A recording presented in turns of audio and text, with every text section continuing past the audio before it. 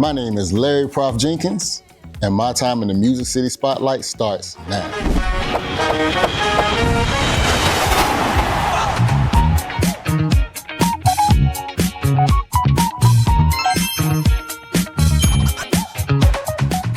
Musically, I would probably visit maybe around that cool era with Miles Davis, but I'm gonna take it even further. So this, I guess, will be my whole answer.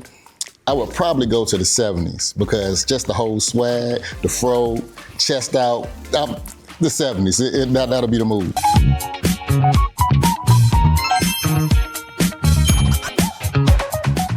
The person in my life who is my just creative sounding board, I think will be somebody I look up to the most musically, and that's Quincy Jones. That's the person that, hearing their music, or his music, when I was younger, was like mind-blowing. Some of the things he was doing, and the fact that he could get through all these genres so fluidly. Jazz, or shoot, you go to all the Michael stuff, you know what I mean? So Quincy Jones is a big one, and then I'm gonna give a part two to that as well. And I will go to my mother and my father. So I'll just say my parents for really having music all around me from day one. I was a music head as a kid. So I would definitely say them, but Quincy is my guy.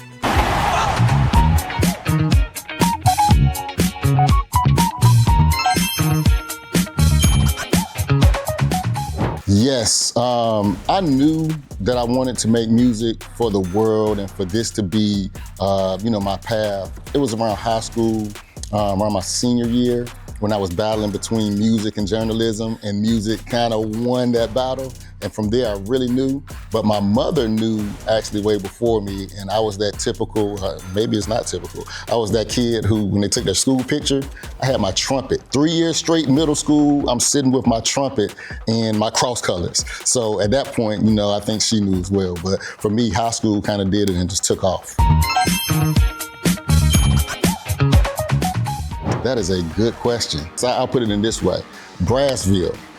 That's the brass band that I perform with, and I do most of my performing in that space. And with that, I would say maybe Grab Your Drink Moto is one of our jams that we usually get the crowd with. And that's another one that actually comes from Louisiana, and it's called Haters. And we've added some chants to it, and we say bye bye haters, and the crowd is going crazy. So those are the ones for sure.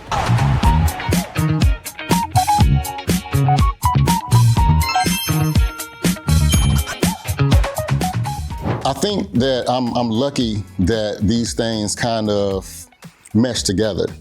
Being a music educator, one thing that's important, even for music educators themselves as they get into the field, is to stay with music. Continue making music. Don't stop the thing that you fell in love with. So, it's taking all those worlds and really not separating them as much. I write for the band, turn around and write for a film. Or, I can speak in the classroom, I can turn around and speak on the stage. And I just think all these things can mesh together and really just make sense to where I don't have to really think too hard about it, it's just doing it. The thing about music, first off, it's innately human, right? It's something that and this might sound grim, if the world got wiped out and humans started back over, music would be back. Who knows if language would be the same, but music would be there because it's something that's a part of us. But it's also something that we do have to teach in so many different aspects of it, whether it's technique, whether it's the business side and learning how to protect your music, it's still something that we have to learn. So with music and education, it's just important that they coexist. And I think it's also important that we as an education community, and just the community in general, but especially in the education community, value music for what it is. Don't look at it as just a hobby, but really take it for what it is as an art and something that, is important to us as human beings.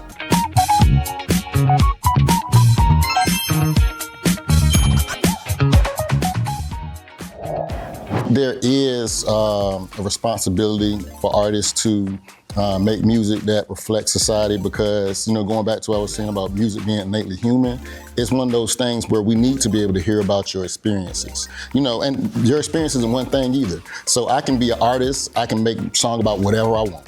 I can be an artist and make a song about turning up one time. I can make a song about love. I can make a song about a disappointment. All these things, because they're human, things that we feel, things that we go through. But there is responsibility too, I think, with artists to use their voice for, in essence, the greater good. You know what I mean? Because music is so powerful that music can, and we've seen it. It can influence you either way.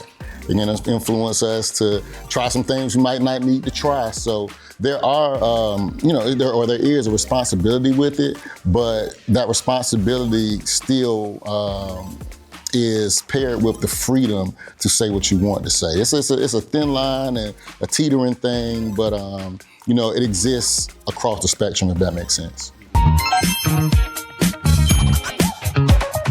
Nashville and the community here as an artist has been incredible.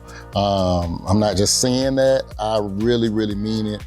I love the community of musicians, the community of artists. It's just been something that, to me, has made these past few years, especially the ones where, we've been really out in the streets, as you know what I mean? Out in the streets, like working, hitting these stages across town, connecting, going to networking events, whatever the case may be. The city has just really been nothing but love for me. I'm so happy for this community. One of the main things that helps me to get out of a creative slump is to kind of dive into the work of other creatives and people that I enjoy. So much of music and this artistry is listening and pulling from things that you like. I'm a trumpet player. I'm transcribing this solo, and as I'm learning what he's doing in this solo, I'm like, oh shoot, I'm about to use that. There's some lines in there that I'm gonna take and use for myself. So, things like that help me to get out of my creative slump. I just tap in with everybody else. Sketches of Wade, and you're like this. We started playing Wade in the Water in more so the New Orleans second line tradition and that style. And it came to one day where we were sitting and rehearsing, and we just started to take another route with it. And with this one, we got into really the weeds of the song itself and got into the history of it even more, and we started the song with like an ancestral call. So you hear us to kind of growling and doing these things through the instrument, creating these different type of sounds.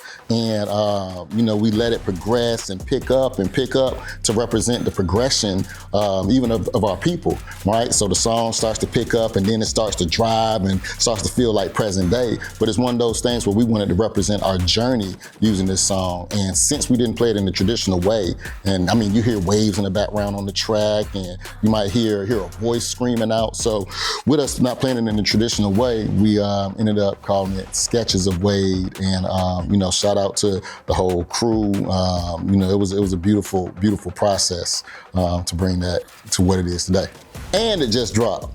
So I need everybody to make sure that you go and check out Sketches of Wade by Brassville, and let me know what you think. It's about 10 minutes, so put them headphones on. Don't do anything else.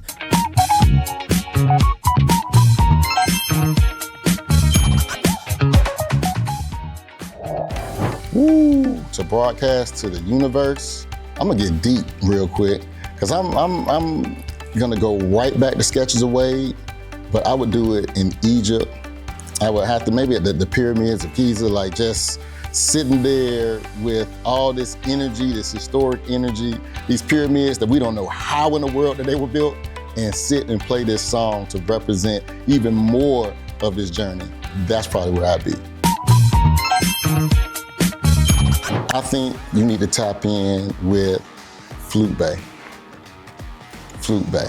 Flute Bay is an incredible musician. We were actually in the band back in the day at TSU together. But she's an incredible musician, flute player. She's in the music industry and has done some incredible work that I think more people should know about. She's also a professor. We've done some dope music together.